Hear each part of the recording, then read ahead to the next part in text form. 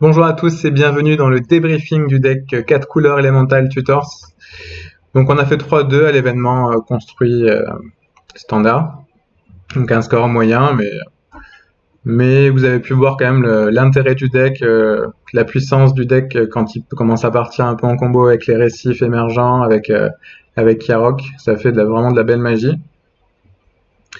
Donc voilà, sur la liste de decks, il y a quelques points qu'on pourrait changer ou qu'on pourrait améliorer.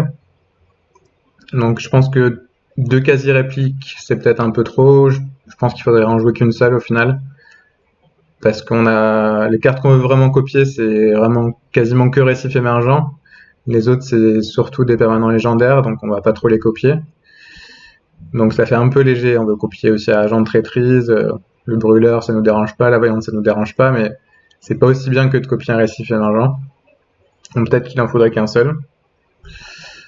Ensuite, dans les removals, je pense que on a la place d'en jouer deux ou trois, et a priori, fin de la Légion pour l'instant, c'est le meilleur, donc on va garder ça.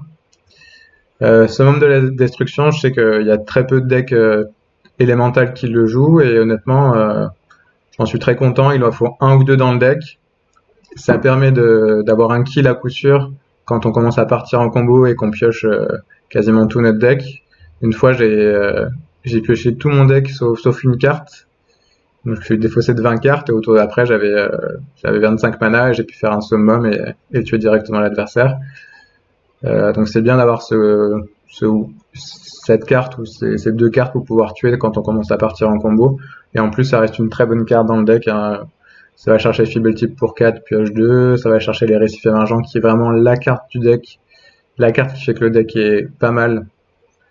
Et on voit vraiment la différence quand on l'a ou quand on l'a pas. Euh, Voilà, à part ça, je suis assez content du deck. Je vois pas trop comment on pourrait l'améliorer. J'aime bien les petits one-off de créatures non élémentaux. La preneuse d'otage est vraiment très bien dans le deck. La massacreuse, il en faut au moins une dans les 75, à voir en fonction du metagame s'il y a beaucoup de decks qui la prennent ou pas. Pour l'instant, il y en a quand même pas mal, donc c'est bien d'en avoir une fois un. L'agent de traîtrise aussi, j'en suis très content.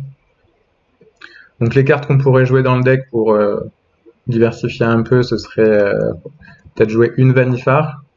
Donc ça permet d'être dans l'esprit des tutors et d'avoir un bon drop à 4 aussi à tutoriser, qui après lui peut tutoriser à chaque tour des bêtes. Et comme on a quand même une bonne chaîne 1, 2, 3, 4, 5, on peut, euh, on peut réussir à faire beaucoup de value avec Vanifar. Si on joue Vanifar, on pourrait jouer aussi à 6 mana.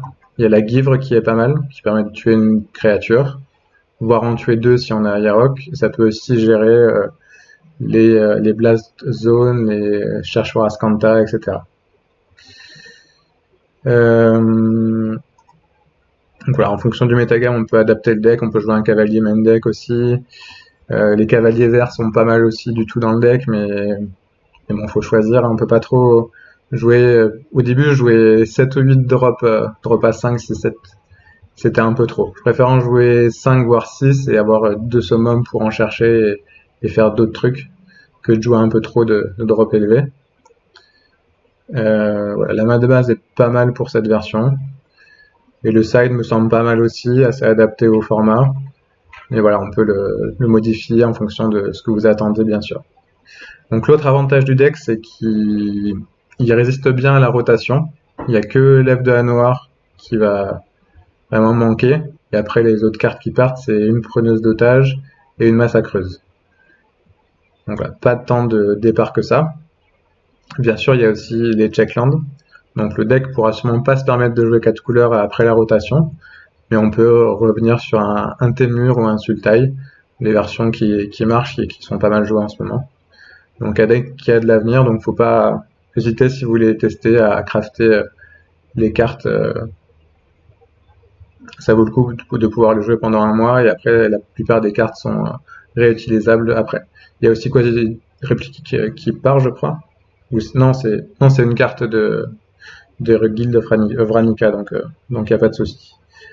Tout le reste reste. Ok. L'autre optique du deck aussi, ce serait de jouer Témur avec un splash noir.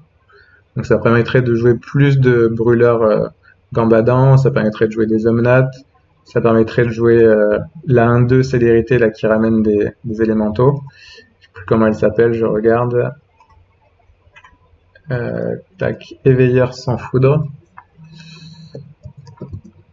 Donc elle est vraiment pas mal dans l'optique élémentale.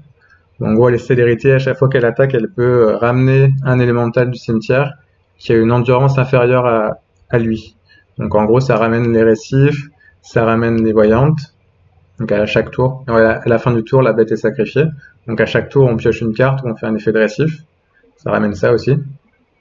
Et si on va le chercher avec Néoforme en sacrifiant un elfe, il a 3 d'endurance, donc on peut ramener Omnat aussi et mettre des tokens, voire piocher des cartes, et en plus de mettre des dégâts à une cible. Donc une bonne carte, mais ce serait plus dans une optique avec le rouge en couleur principale et le noir en couleur un peu moins jouée.